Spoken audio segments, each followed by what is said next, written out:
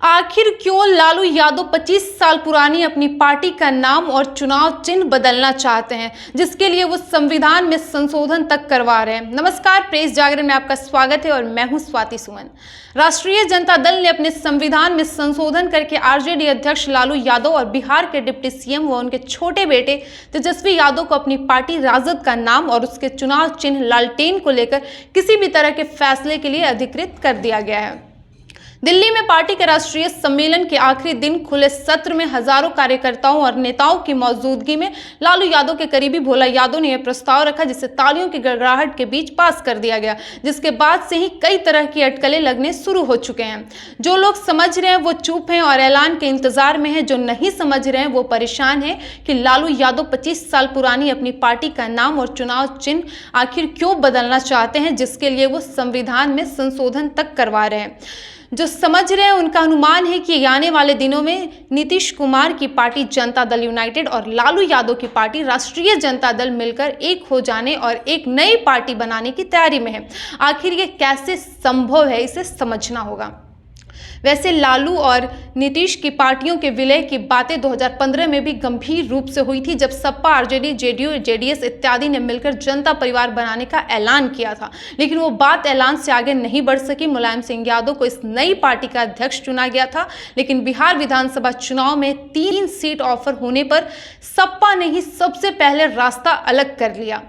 2015 में नीतीश और लालू ने मिलकर बिहार में विधानसभा का चुनाव लड़ा और जीतने के बाद नीतीश कुमार ने सरकार बनाई थी। फिर नीतीश 2017 में वापस एनडीए के पास चले गए और इस साल अगस्त में फिर से आरजेडी के पास वापस आ गए हैं।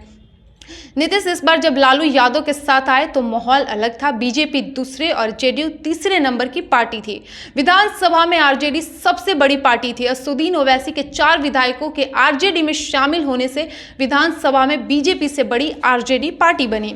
राजनीति के गलियारों में यह कहा जाता है कि ये 4 विधायक जेडीयू में जाना चाहते थे, लेकिन वहीं से इशारा हुआ कि आरजेडी में जाकर विधानसभा में उसे सबसे बड़ी पार्टी बनाया जाए, ताकि बीजेपी का साथ छोड़ने के बाद अगर राजभवन गठबंधन के बदले सबसे बड़ी पार्टी को ही पहला मौका देना चाहे तो भी बीजेपी सरकार नहीं बना सके। और ये प्लान कामयाब रहा। राजभवन ने कोई अड़चन भी नहीं पैदा की। एक दिन एनडीए सरकार के सीएम के तौर पर नीतीश कुमार का इस्तीफा हुआ, अगले दिन महागठबंधन सरकार के सीएम के तौर पर शपथ हो गया।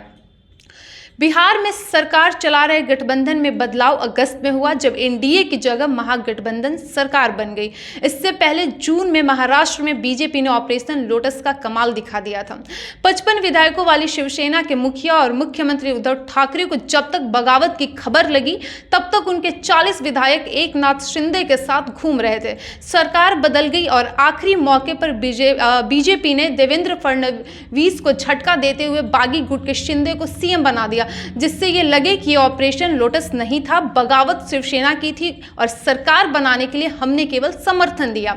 महाराष्ट्र का खौफ बिहार में काम कर रहा था। नीतीश कुमार के जेडीयू के विधायक तो 45 ही थे, ऊपर से उनके पुराने अध्यक्ष और तत्कालीन केंद्रीय मंत्री आरसीपी सिंह बागी हो चुके थे। एनडीए छोड़ने के बाद जेडीयू अध्यक्ष ललन सिंह ने बताया कि आरसीपी सिंह बीजेपी के साथ मिल गए थे और जेडीयू को तोड़ने की साजिश कर रहे थे। तो इस तरह नीतीश की लालू के घर वापसी हुई। हमें उम्मीद है कि हमारा ये वीडियो आपको पसंद आया होगा। हमारे इस वीडियो को लाइक और शेयर करें और इसके साथ ही हमारे चैनल को भी सब्सक्राइब करें। धन्यवाद।